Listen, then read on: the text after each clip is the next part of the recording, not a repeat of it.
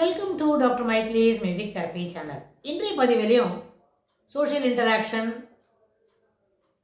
Self concept and personality என்ற தலைப்பில் சில செய்திகளை பகிர்ந்துக்கலாம். சென்ற பதிவில் பார்த்தோம் வைடு வெரைட்டிஸ் ஆஃப் மோட்டிவ்ஸ் இருக்கும் அப்படின்னு, வெரைட்டிஸ் ஆஃப் எக்ஸ்பெக்டேஷன்ஸ் இருக்கும். அந்த எக்ஸ்பெக்டேஷனுக்கு தகுந்த மாதிரி தன்னுடைய குணாதிசயங்களை எதையெல்லாம் மாற்றிக்கணும், எதையெல்லாம் ஆட் பண்ணிக்கணும் அப்படின்னு அந்த குழந்தைய யோசிக்கும் பொழுது தான் அவரோட கான்ஷியஸ் டெவலப் ஆகும். எப்படின்னு கேட்டால், நம்ம எக்ஸ்பெக்டேஷன்ஸ் இருக்கு. அம்மா நம்மக்கிட்ட இதெல்லாம் எதிர்பார்க்குறாங்க, பர்ஃபார்மன்ஸ் எதிர்பார்க்குறாங்க. அப்பா நம்மக்கிட்ட என்ன எதிர்பார்க்குறாங்க, அவங்களும் பர்ஃபார்மன்ஸ் எதிர்பார்க்குறாங்க. இவங்க ஒரு ஃபீல்டில் எதிர்பார்க்குறாங்க, இதை நம்ம செய்யணும். நம்ம ஆசிரியர்கள் என்ன எதிர்பார்க்குறாங்க, தன்னுடைய மாணவர்கள் 40 பசங்களும் எல்லா சப்ஜெக்ட்லையும் 60-70 மார்க் வாங்கணும். சிலவங்க 100 வாங்கணும்னா அவனை இன்னும் கொஞ்சம் கோடு பண்ணி 100 வாங்கணும்னு ஆசிரியர்கள் எதிர்பார்ப்புகள் அப்படி இருக்குது. ஸோ இந்த எதிர்பார்ப்புகள் எல்லாம் நம்ம எப்படி அடைய முடியும் அப்படின்றதுக்கு தகுந்த மாதிரி அவனோட உந்துதல் இருக்கும். அந்த சமயத்துக்கு அதை அவனால் அட்டைன் பண்ண முடியலன்னா அவன் நினைப்பான் அவனோட கான்ஷியஸ் ப்ரிக் பண்ணுறது அப்படின்னு நினச்சிப்பான். ஏன்னா அம்மா எதிர்பார்க்குறாங்க, நம்ம இதெல்லாம் பண்ண முடியல. சில சமயத்தில் டீச்சர் என்ன எதிர்பார்க்குறாங்க, ஹோம்ஒர்க்கு, அசைன்மெண்ட்டு, ரெக்கார்ட் நோட்டு எல்லாத்தையும், மேப் ட்ராயிங் சகலத்தையும் சரியாக பண்ணிட்டு வரணும்னு நினைப்பாங்க. நம்ம பண்ணாது போனால் அவங்களோட எக்ஸ்பெக்டேஷன்ஸ்லேருந்து we will go down, we will be below the grade, இறங்கிடுவோம் அப்படின்னு. அதே மாதிரி சோஷியல் எக்ஸ்பெக்டேஷன்ஸ் வரும்போது அவனோட பியர் குரூப்பில் அவனோட ரிலேஷன்ஷிப் எப்படி இருக்குது, it should be at par with others இருக்கும். ஆனால் அங்கேயும் அவனால் பண்ண முடியலன்னு எப்படி இருக்கும், தேர் ஆல்சோ அவனோட கான்ஷியஸ் அவனை ப்ரிக் பண்ணும், என்னப்பா நம்மளோட ஃப்ரெண்டுக்கு தகுந்த மாதிரி நம்மளால் இருக்க முடியல அப்படின்னு. ஸோ இந்த குரூப்பில், ஃபேமிலி ஃப்ரெண்டில், கிளாஸ் ரூமில், இது எல்லாத்துலேயும் வரும்போது யூ ஷுட் எக்ஸ்பெக்ட்ஸ் என்ன பண்ணோம், அப்ரோப்ரியேட் பிஹேவியர் வெளிப்படுத்தணும்.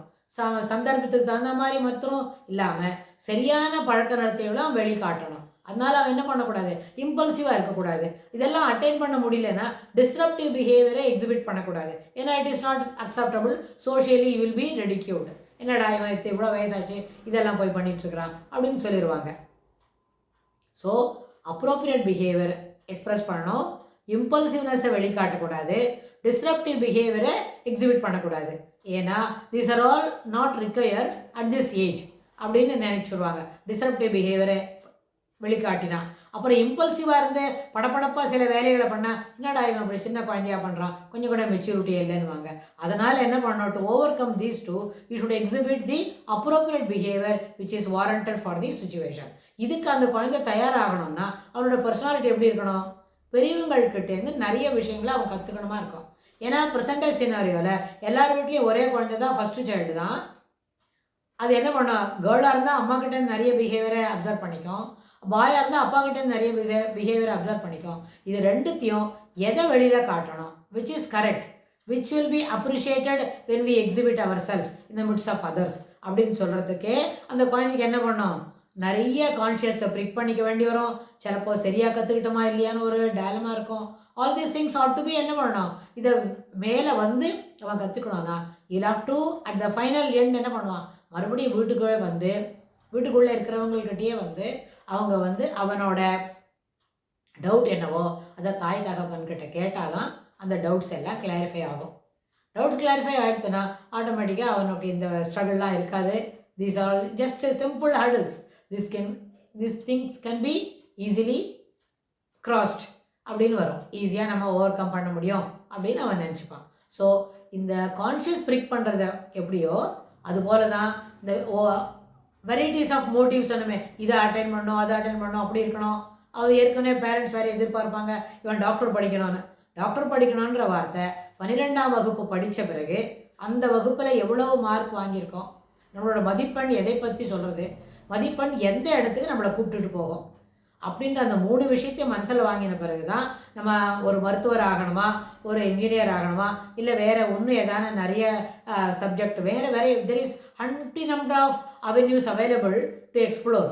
ஒரு 2 மருத்துவரும் இன்ஜினியர் மட்டும்தான் படிப்பு இல்லை, நிறைய விதமான படிப்பு இருக்குது. அதில் எதை படித்தாலும் மேலுக்கு வந்துடலாம். இல்லை ரொம்ப அழகாக ட்ராயிங் போடுறோன்னு வைங்க, ஒரு டாக்டர் சம்பாதிக்கிறது கேட்டாலும் ஒரு பெரிய ஆர்டிஸ்ட்டு நிறைய ரூபாய் சம்பாதிக்க முடியும். பணம் மட்டுமே நம்மளுக்கு சிறப்பாக தரும்னு சொன்னால், ஆனால் பணமும் தரும், மனமும் தரும், நல்ல குணமும் சிறப்புகளை தரும். அப்படின்னா all these things can be attained எப்போ ஒரு டெஸ்டினேஷனை பாதி தூரமாவது கிராஸ் பண்ணாதான் 100வது நாள்லேயோ 6ஆம் கிளாஸ் படிக்கச்சேவோ நம்ம எதுவுமே முடிவு எடுக்க முடியாது. Anything can happen in this life.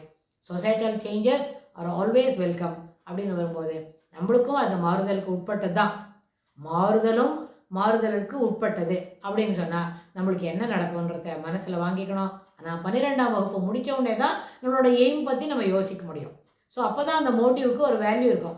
அப்போ தான் அந்த ஹேபிட்ஸ்க்கு எடுத்துக்கிட்டதுக்கு ஒரு முடிவு தெரியும். ஸோ இந்த அடிப்படையில் இதுக்கு தொடர்புடைய செய்திகளை நம்ம வரப்போகிற பகுதிகளிலும் பார்க்கலாம். தேங்க்ஸ் ஃபார் வாட்சிங்.